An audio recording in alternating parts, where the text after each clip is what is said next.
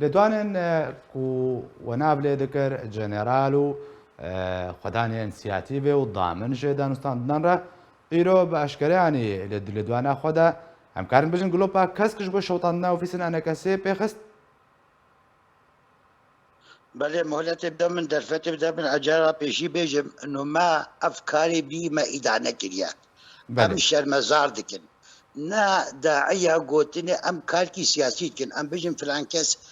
کارک پیس کریه طالما ام کارک سیاسی کن ام بیجن افکاری چی بی ام ادانت کن ام شرمزار کن نحوجه تو گوتنه ولی ام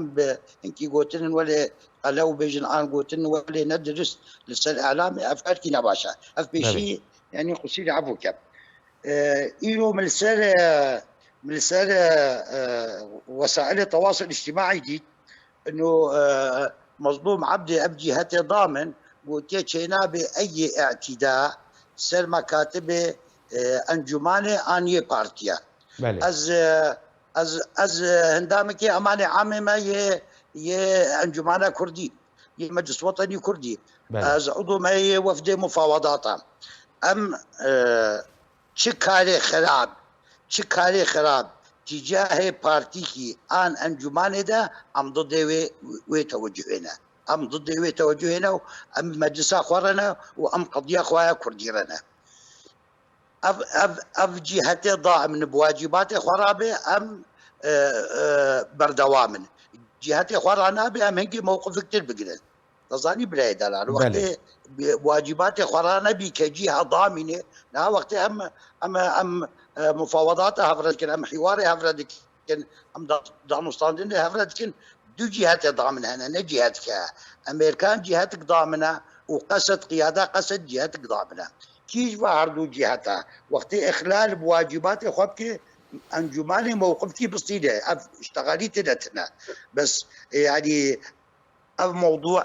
دانوستاندن الجمع موضوعك مهمه موضوعك اساسيه تقريبا صاكي ام كده باشا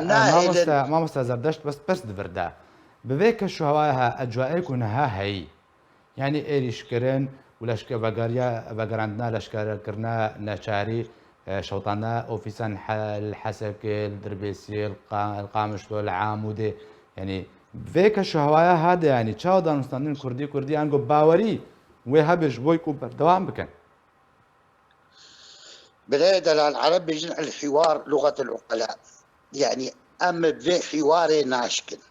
ام في دانستاندن ناشكن وقتها ام تشنجي باتاش بيشي هر تشتا خراب نقابه دو جوات هذا چه جارا پیشی ام بحثاوات شته خراب افتشته نباش افتشته ام شرمزار دکن افتشته ام ادانت دکن جارا پیشی ام بحثاوات باش ما مسازردش داوين برسالزارة سيتبكم نها مظلوم عبديوكا فرمداري قصدا دامنا جي دانستان دنان را يان دامنا بس جي آلية بيديرا يعني والد وانا تشاو خدا ناس كرن تصريحاتي قيداوي يعني ها دامنه لا ضامنش قبلي بادي ما نش قبلي ما به يعني ضامنه بادي وبارتي مسربا بلي بارتيا بادي وبارتي بيرا